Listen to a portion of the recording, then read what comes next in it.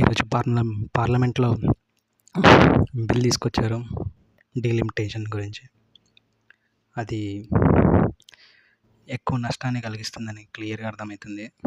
545 seats నుంచి 850 seats వరకు దాన్ని ఇంక్రీజ్ చేస్తామని చెప్తున్నారు. బట్ సౌత్ ఇండియన్ వరకు వస్తే 23% పర్సెంటేజ్ పార్లమెంట్లో రిప్రజెంట్ చేసే అవకాశం ఉందని ప్రీవియస్గా తెలుస్తుంది. సేమ్ అదే రిప్రజెంట్ చేసుకుంటా ఈ 25-26 బిల్లో కూడా 23% రిప్రజెంటేషన్ని తగ్గకుండా చూసుకున్నామని చెప్తుంది. కానీ అక్కడ నార్త్ ఇండియాలో ఏమవుతుంది, ఎక్కువ పెరిగినాయి.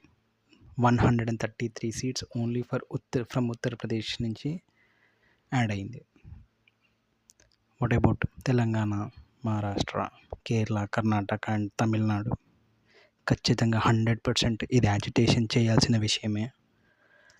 ఎట్టి పరిస్థితుల్లోనూ సౌత్ ఇండియా నార్త్ ఇండియన్ రిప్రజెంటేషన్కి తగ్గకూడదు. ఇది